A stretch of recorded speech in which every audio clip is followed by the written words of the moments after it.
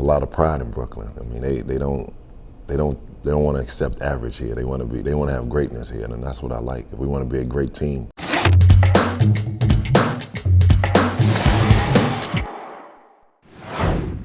First off, I'm Keith Bogans from Alexandria, Virginia. My 10th year in the league. That's pretty much it. Does it get more colorful than that? No, not really. No. I'm a jokester. I like to play around a lot. When did you fall in love with basketball?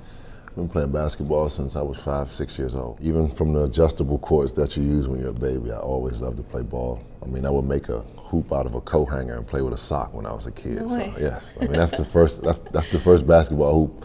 I mean, at home that I could play on. I would take a metal coat hanger, bend it into like a basket, and then take the hook and hang it behind the door and shoot a pair of socks inside of it. Your college years, what was that experience like? Because the intensity of the crowd and the fans, it's quite different than the NBA. You know, I'm glad I stayed all 4 years. It taught me a lot. You know, I always thank Tubby Smith, you know, for making me into the player that I am. What a defensive player that I am, because I didn't play defense when I first came into the league. No, I was all about offense. So he was one of those guys who, you know, told me that, you know, everybody can score in the NBA. You need to find something else to do. Do you think that kind of changed the path for you? Yeah, because, you know, most guys come into this league and they want to be a superstar, scorer, and most of them don't stick around that long. So, I mean, playing defense is one of those things a lot of people don't like to do, and I take pride in it. I follow you on Instagram, and I noticed that when you guys are traveling as a team, you do these awesome, like, collage photos where you'll compare and contrast. Look-alike. Look-alike, yeah. Okay.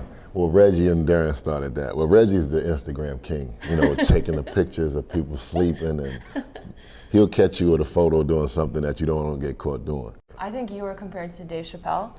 Oh, that came from Chicago.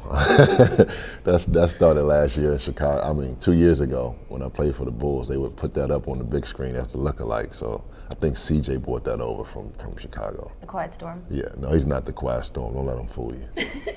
Definitely not the Quiet Storm. He's not? No. What's he like? He's the loudmouth. I don't call him Quiet Storm, I call him loudmouth. But he's a good friend of mine, though. I think you have a special relationship with Tyshawn.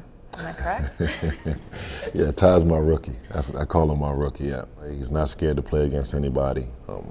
When he doesn't play, he's mad. So I'm always like, you know, talking to him about it, tell him that everybody's been through it. You're not the first one and you won't be the last. Doesn't like to be joked on, of course. You know, Right. Coming out of college, being a man, and you get to the NBA, you think nobody's gonna joke on you. Those are the guys that we target. You go for the hard, yeah? Exactly. What's the fondest memory for you from your childhood? I would say my fondest memory was getting drafted. You know, when I got out of college, I can always remember draft night, getting drafted 43 by the Milwaukee Bucks. So I've come a long way. It's in my family besides my grandmother. And to be a professional, I mean, it's big. Your grandmother played? And my grandmother played basketball a long time ago. And just so happened she wore number 10. I never knew she wore number 10. I just picked number 10. I've been wearing number 10 since I was a kid. So. Wow. So you just randomly picked that number? I randomly picked it. She never said anything, and then I saw a picture of her like years ago, and she had number 10 on, and I never knew.